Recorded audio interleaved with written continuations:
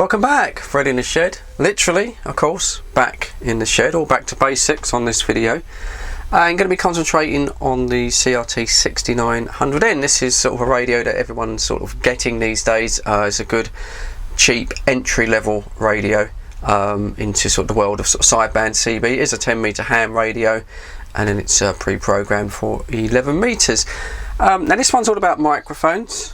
Now this is the standard M6 microphone that comes with the CRT 6900N, and I think it's a weak link, to be honest. I know people have come back on comments before and said that they find this microphone absolutely fine.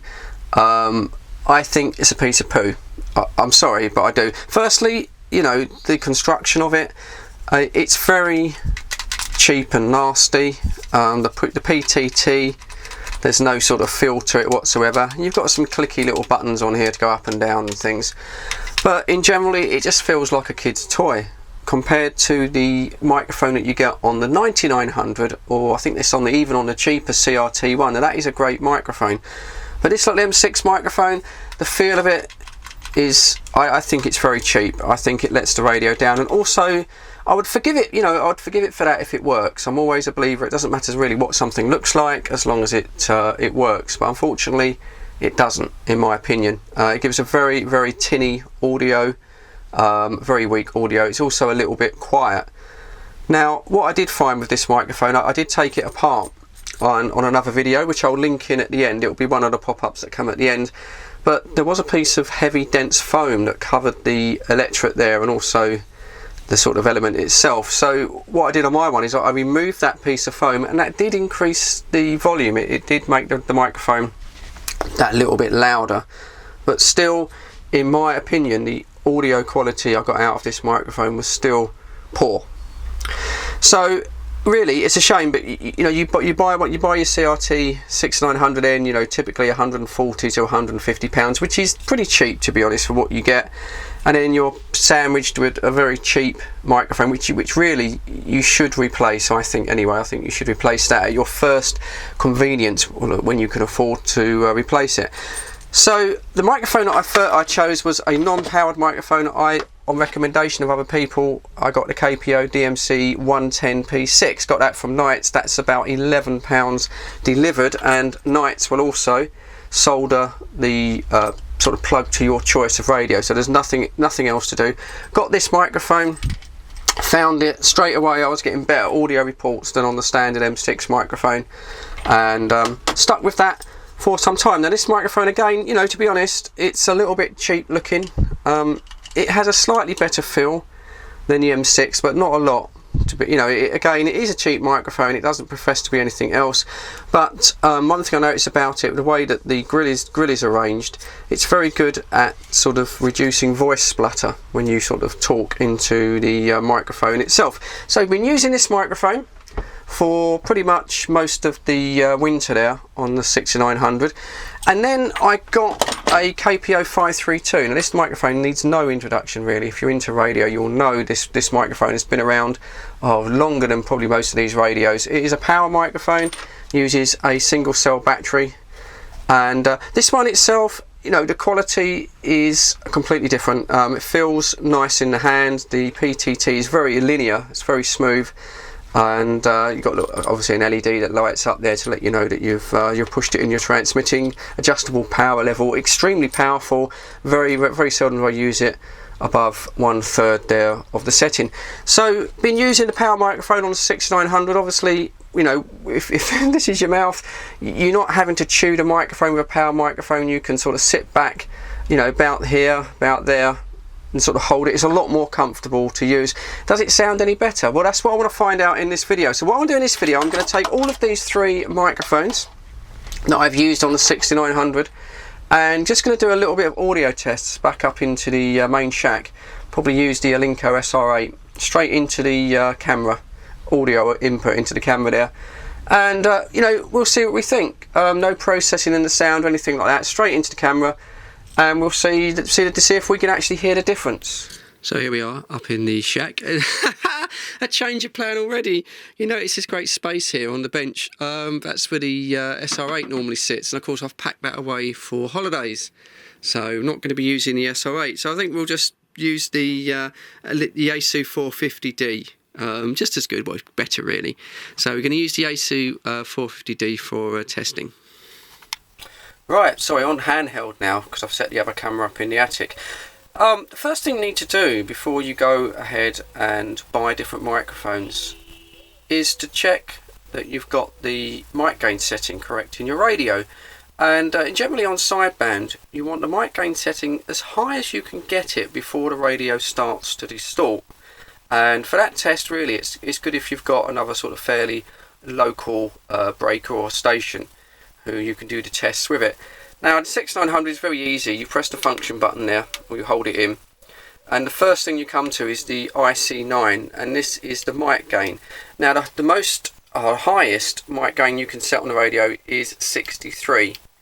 You don't want it that high. Generally, for a non-powered microphone, I tend to have mine set round about 40. I tend to think that's probably a safe margin. You could crank it up to maybe 45, but you do run the risk of over-modulating, of pushing too much into the audio amplifier on the radio, and that's not what you want to do. Your voice will start clipping. Okay, going to run these tests then. So the first microphone that we're going to use is the little M6 there. This is a standard microphone. So we're just going to give it some little bit of audio, and then we'll see what comes out on the 450 Delta. So yeah, audio test on a 305, Charlie Tango 1664, just running tests this morning. Audio is 1, 2, 3, 4, 5, 6, 7, 8, 9, 10, 11, 12, audio test, audio test, audio test. So as you can see there, you know, the power meter on the radio going right over to the plus 30. That's what you want to see. You don't want it on the plus 30 all of the time, because there's probably a chance that you're over modulating, but just having it sort of flick over. Okay, well that was the little standard M6 microphone. The next one we'll be testing is the DMC 110. So yeah, audio test on the 305, Charlie Tango 1664, just running tests this morning. Audio is 1, 2, 3, 4, 5, 6, 7, 8, 9, 10, 11, 12, audio test, audio test, audio test. Okay, so we're going to do the same test on the little KPO there, the DMC 110P6. Again, this is a non-powered microphone, so it's a dynamic microphone. So we're going to leave the setting on the radio there at around about sort of 40, so it's exactly the same. So here we go. Yeah, Charlie Tango 1664 running audio tests on the 305. 1, 2, 3, 4, 5, 6, 7, 8, 9, 10, 11, 12, audio check, audio check, audio check. So straight away, I don't know if you noticed, it didn't appear to be driving the radio quite so hard on that one. It was sort of going up to the plus 30, but it was sort of staying down in the plus 9 to 10. And that's absolutely fine. You could probably just tweak that on the sort of mic gain setting if you wanted. But the main thing is that you get your voice out there, you get it heard, and that it is clear. Okay, that's that test over. We'll play that one back on the video and see what that sounds like. And then the next one will be the power microphone, which is the Power 532. Yeah, Charlie Tango 1664 running audio tests on the 305.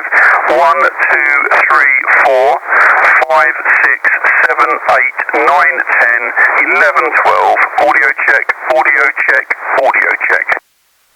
Okay, so now with the power microphone of 532, and now we do have to adjust that mic gain, because otherwise you're putting an amplified signal into the audio amplifier in the radio, and it will overmodulate. So we're back into the function menu, that IC9 again, and this time we're going to turn it way down. I found about 12 or 13, so we're going to put it down to 13 now, and that should be enough. Now when you're using the power microphone, you don't need to speak right directly into it. That's the luxury of having that extra bit of amplification. So you can sort of hold it maybe, you know, a couple of feet away from your mouth. It's a bit more relaxed, and it will still drive the radio just as hard. Okay, this is the KPO then, the 532 power microphone. Yeah, audio check, audio check on the KPO 532 power microphone, Charlie Tango 1664, just running tests on QRP. So audio 1, 2, 1, 2, 3, 4, 5, 6, 7, 8, 9, 10, 11, 12, audio, audio, audio. And no one comes back to me, which is is a good thing. So there you go. I'm going to play that one back for you now, and then I'm going to listen to that myself, and then we'll give the conclusion, see what we think. Yeah, audio check on the KPO 532 power microphone, Charlie Tango 1664, just running tests on QRP. So audio 1, 2, 1, 2, 3, 4, 5, 6, 7, 8, 9, 10, 11, 12, audio, audio, audio. So that's the testing done, and let me know what you think.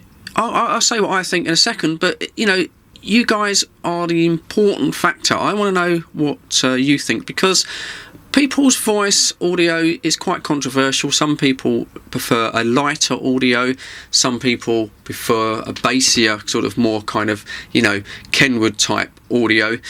So in the comments there, leave me the comments. Let me know what you think of the audio there. But anyway, starting off straight away with the little M6 microphone. Yeah, I don't know, maybe I'm being a little bit harsh on this microphone. It's not disastrously bad, is it? Certainly if you was on FM, which generally gives you a cleaner, nicer audio anyway. If you was on FM, I think you get away with it. I think people are going to understand what you're saying. When you move on to sideband, and audio becomes that bit more important, I think it is lacking a little bit. I do think it is sort of very, very slightly sort of muffled, if you like, a little bit bassy.